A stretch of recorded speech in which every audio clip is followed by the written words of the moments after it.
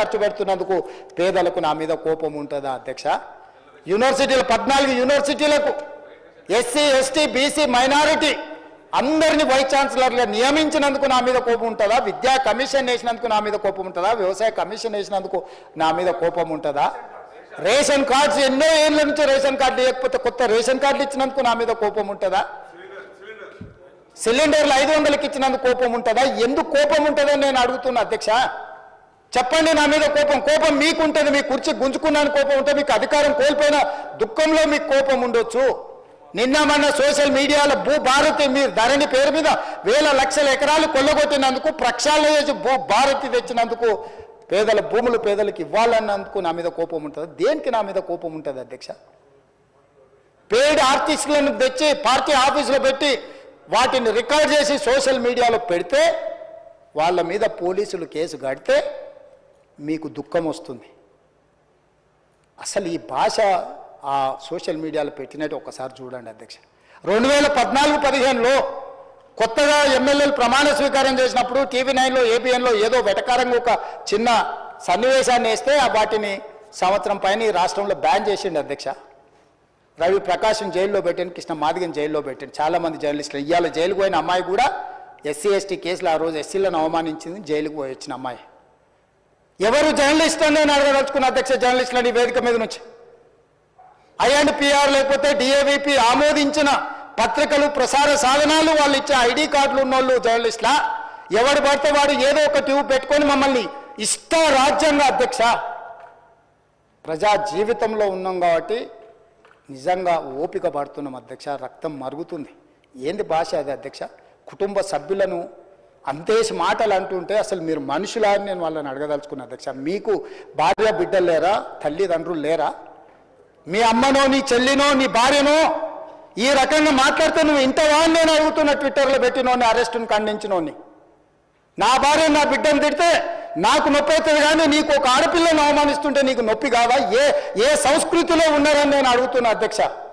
తోడుకలు తీస్తే అధ్యక్ష, ముఖ్యమంత్రిగా చెప్తున్న ఒక్కనొక్కని బట్టలు పదేసి రోడ్డు మీద తిప్పిస్తా అధ్యక్ష. రాజకీయాల ప్రజా జీవితంలో ఉన్నది మేము. విమర్శించండి, విశ్లేషించండి, మా గురించి మాట్లాడండి. ఆడబిడ్డల గురించి, ఇంట్లో ఉన్న ఆడోళ్ళ గురించి మాట్లాడే సంస్కృతి ఎక్కడి నుంచి వచ్చింది అధ్యక్ష? తెలంగాణ సమాజం ఇదేనా? రజాకర్లకు, నిజాంలకు, భూస్వాములకు, పెత్తందారులకు వ్యతిరేకంగా పోరాటం చేసిన స్ఫూర్తి ఓ రామ్జీవ్ గోండే, కొమరం భీమ్, ఓ చాకలి ఐలమ్మ, ఈ ప్రాంతంలో దొడ్డి కొమరయ్య, ఓ సర్దార్ సర్వాయి పాపన్న గౌడు ప్రాతినిధ్యం వహించిన ప్రాంతం ఇది అధ్యక్ష. ఇది ఒక చైతన్యమైన ప్రాంతం. ఈ చైతన్యమైన ప్రాంతంలో ఎదిరించి నిలబడ్డాడు మనగాడు. ఆధిపత్యాలకు వ్యతిరేకంగా నిలబడి కొట్లాడిన గడ్డ ఇది. ఈ సంస్కృతిని మొత్తం సర్వనాశనం చేసి ఒక విష సంస్కృతిని నోటికొచ్చింది మాట్లాడి వాటిని పోస్టు చేయించి ఏం పైశాచిక ఆనందం అని నేను అడుగుతున్నా అధ్యక్ష. వాళ్ళు తిట్టిన తిట్లకు నా పేరు తీసి మీ పేరు రాసుకోండి. ఆడ మీకు అన్నం తినబుద్ధి అవుతుందేమో నేను చూస్తా. తెలంగాణ రాష్ట్ర ముఖ్యమంత్రి అయితే బలహీనం అయిపోయినట్ట అధ్యక్ష? అట్లా అనుకుంటుర్రా? ఓపిక పట్టిన అధ్యక్ష, నేను మర్యాదకుంటున్నా. మీకు ఎంతమంది ఉన్నారో తెలియదు.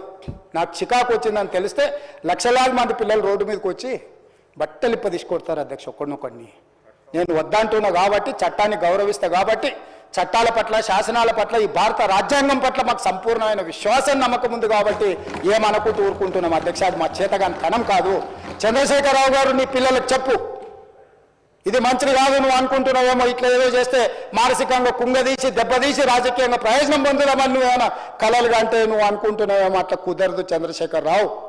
నేను చెప్పదలుచుకున్నా, హద్దు దాటితే, మాట జారితే దాని ఫలితం ఎట్లుంటుందో అనుభవిస్తారని నేను చెప్పదలుచుకున్నా అధ్యక్ష. పదవి ఎంతకాలం ఉంటుందని కాదు, ఎట్లా ఉన్నామనేదాన్ని నేను లెక్క కడతా అధ్యక్ష. ఆత్మగౌరవం చంపుకొని పదవి కోసం లాలూచిపడి దిగజారే రాజకీయాలు నేను చేయను అధ్యక్ష. ఉన్నంత కాలమే ఉంటా, నిటారుగుంటా, నికార్సుగుంటా. ఏది పడితే అది మాట్లాడితే ఇక నుంచి ఊరుకొని నేను చెప్పదలుచుకున్నా. మీరు అనుకుంటున్నాం ఏది పడితే అది బాగా మాట్లాడితే చెల్లిపోద్ది, లేకపోతే కోర్టుకు పోతే బెయిల్ వస్తుంది, లేకపోతే ఈడిపోతే అది వస్తుంది, ఆడిపోతే ఇది వస్తుంది, మానసికంగా మమ్మల్ని దెబ్బతీసి ప్రయోజనం పొందాలని.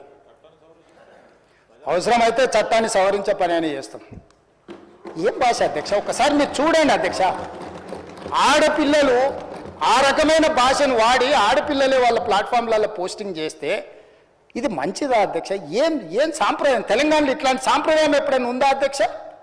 తెలంగాణ ఉద్యమ సందర్భంలో కూడా అంత పెద్ద ఎత్తున భావోద్వేగాలు ఉన్నప్పుడు కూడా ఇలాంటి భాషా ప్రయోగం జరగలేదు అధ్యక్ష. ఇదెక్కడి వింత పోకడలు, పైశాచిక ఆనందం అధ్యక్ష. వీటిని క్షమించే సమస్యనే లేదు అధ్యక్ష. నేను స్పష్టంగా చెప్పదలుచుకున్నా. చంద్రశేఖరరావు గారు వినండి, మీ పిల్లలకు బుద్ధి చెప్పండి. ఇలాంటి సాంప్రదాయం సంస్కృతి భవిష్యత్ తరాలకు ఇవ్వదలుచుకోలేదు. దీన్ని ఇక్కడనే పాతరేయదలుచుకున్నా. ఉప్పు పాతరేస్తే ఇట్లాంటి సంస్కృతిని మీరు ప్రోత్సహిస్తే ఎవరిని వదలను. ప్రజాస్వామ్యయుతంగా ప్రతిపక్షంగా మీరు మాట్లాడండి, చెప్పండి, విమర్శించండి. దాన్ని సరిదిద్దుకోవడానికి మా ప్రభుత్వం సిద్ధంగా ఉంది, గౌరవిస్తాం. భారతీయ జనతా పార్టీ కూడా మా ప్రతిపక్ష పార్టీ.